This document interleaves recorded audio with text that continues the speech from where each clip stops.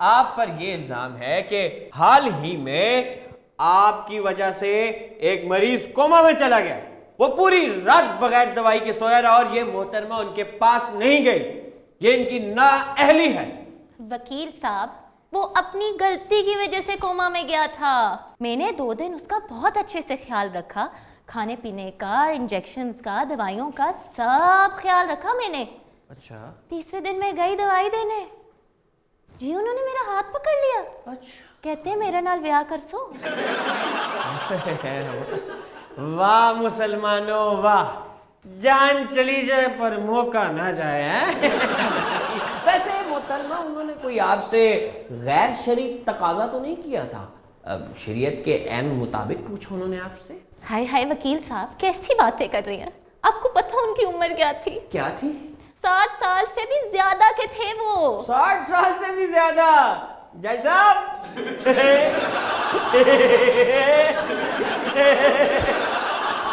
जय साहब, 6 और 0 60।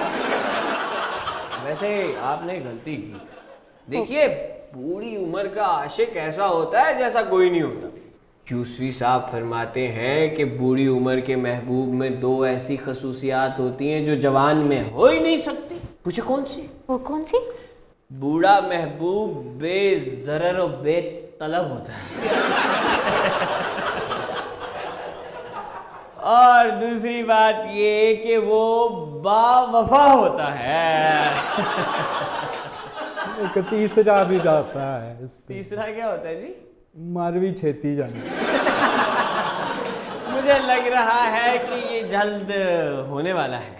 आपका कहने का मतलब है कि वो कोमा में इसलिए गए और आप उनके पास रात को दवाई देने नहीं। वैसे ये कोई जवाज नहीं है, अजीब अजीब बहाने आप दे रही हैं, हमेशा अजीब बहाने। आप मुझे एक बात बताएं कि ये नर्सेस हमेशा सफ़ेद ड्रेस क्यों पहनती है? ये कफन के करीब होता है इसलिए? नहीं जी, वो वहाँ से अंदर आने वाले सारे तो हमें काले ही नजर आते हैं। क्यों? आप वकीलों के अस्पताल में काम करती हैं? वकीलों के ना, सिर्फ कोर्ट नहीं। एक मिनट, इससे पहले कि आप करतूतों पे आए, मैं बात बदलना चाहूँगा। आप पर एक और इल्ज़ाम भी है। जी हाँ, इल्ज़ाम का सामना कीजिए।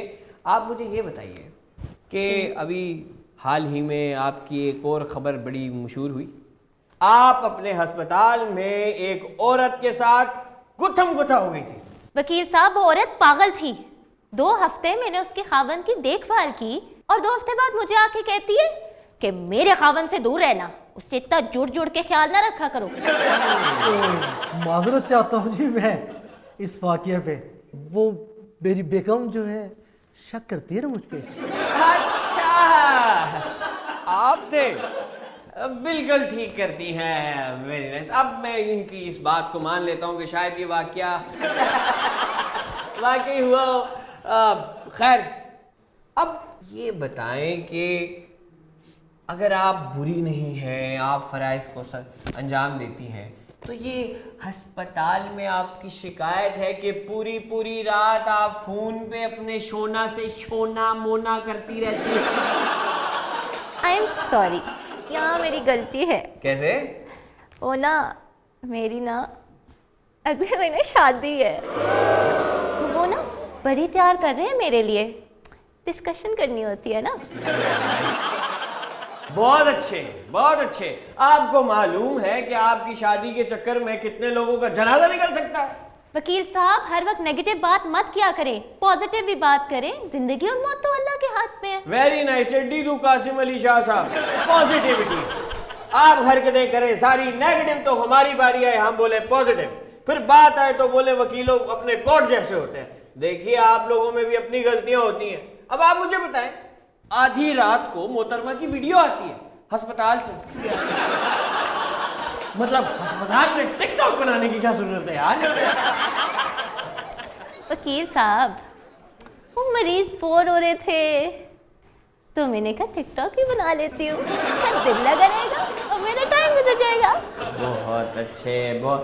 मैं भी बोर हो रहा हूँ। आप फ्री हो रहे हैं, बोर नहीं हो रहे। अच्छा, मैं अब बेइज्जत हो रहा हूँ। अच्छा, आप देखें कि हमारी अस्पताल इंतजामिया किस तरह के जवाब दिए जा रही है। आए हाय वकील साहब, मेला लगा रहना चाहिए, चाहे बाजार हो या अस्पताल हो। बहुत अच्छे। आप मरीज इर्द गिर्द मेला लगाए तो कहते हैं कि अच्छा नहीं है। वैसे जिस चीज़ के इर्द गिर्द ज़्यादा लोगों आपको उनसे मसला होता है, हाँ, और बाजार में जिस जोड़े के इर्द गिर्द तो वहाँ तो आप लोग डाइव मार के जोड़ा निकाल लाते हैं। वहाँ मेरा फायदा होता है। अच्छा, तो आप हर जगह अपना फायदा देखती हैं। आप भी अभी अपना फायदा ही देख रहे हैं। ये तो पहले किसी का नुकसान हुआ पड़ा, मैं क्या फायदा देता हूँ। आप ये बताइए कि आपको सरकारी अस्पताल से क्यों निकाला गया? ये नहीं बता सकती। क्यों? कुछ बातें बताने वाली नहीं होती है ना। चले वीडियो भी दिखा दे। मैं बात नहीं बता रही, आप वीडियो पे छलांग मार दी। ना ना, नहीं ना। ये क्या कर रही हैं आप वकील साहब?